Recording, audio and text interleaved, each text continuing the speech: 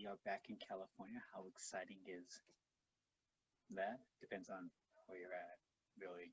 So, anyways, not really much to think about. I guess just if you want to have like a small update on life, even though this is about 3 weeks ago, I am now a lifeguard. So, yes, sir, I can now save y'all in a swimming situation. It's interesting during the lifeguard training and all the online online learning, just the CPR, the procedures, and everything a lifeguard needs to know and understand. It was very similar to Boy Scouts.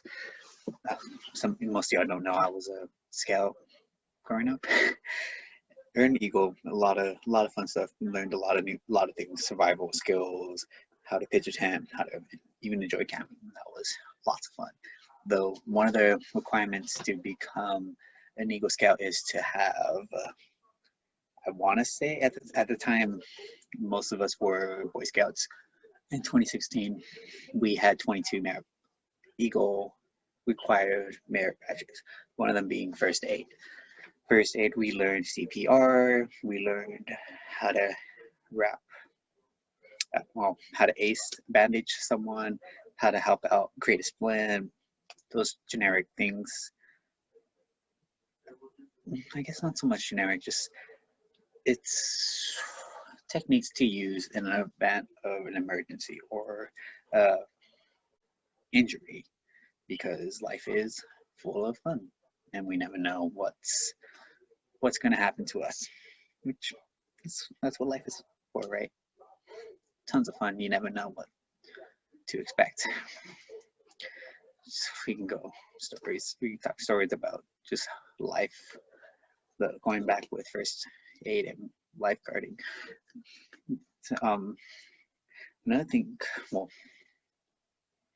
not another thing though.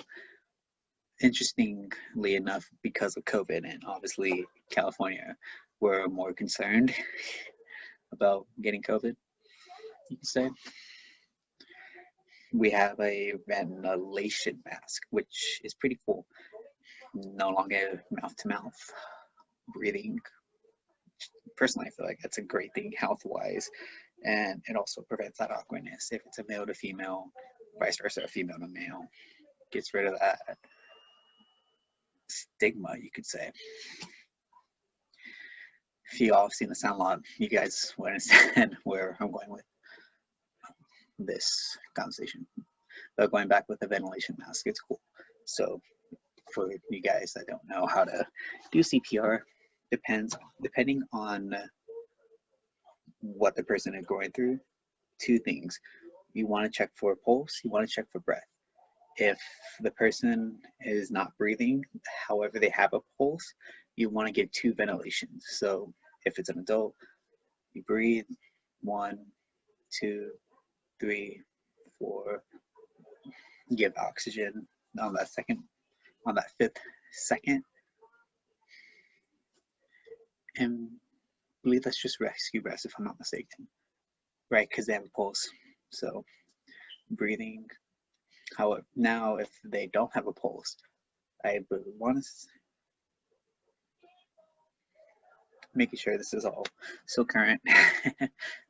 After 2 ventilation breaths, you would go to 30 compressions for adults, 15 compressions for children and infants, if I'm not mistaken. Let me double check just to make sure that's correct.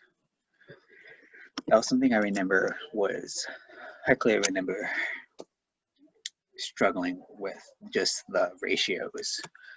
CPR. Cool. So the only thing that's different is it's 1 rescue breath per 15. So if you think about it, it's still 30 to 2. It's interesting.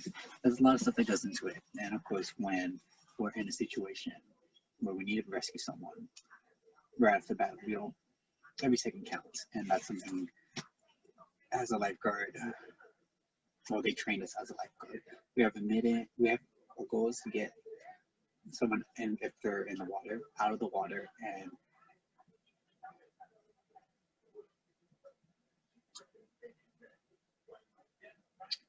after doing like a primary analysis, making sure everything's good, we have a mid-employee to make sure they are not at risk for death, because oxygen is key. Breathing is actually important. It's definitely what I learned in lifeguard. On the serious note, though, breathing is very like breathing and oxygen is crucial. Our lifeguard teacher, educator, not sure what the word is. He reminded us with oxygen is the kickstart. It reset. It doesn't reset though. It boosts our body. If we don't have oxygen or air in our system, our body starts to shut down, which could lead to brain damage and ultimately death. It's scary. My respects to anyone that's a lifeguard or is doing lifeguard for a living. I'm personally doing lifeguard as personally doing lifeguard for a summer camp. Shout out to Mount Hermon. It's going to be a great experience. First time actually being a counselor, well, more helping out. It's going to be a lot of fun. Haven't been to a campsite since the Boy Scouts, and with COVID, it's very interesting. It's a lot of new things going on. With that being said, I feel like we should probably wrap up. It's a small little rant. Notice the background. It's beautiful. This is actually a bed too, by the way. It is a futon. Really cool. It's a pain to sleep on, sadly, because as you can see, this is a couch, and on the bottom there's a metal bar just in the middle.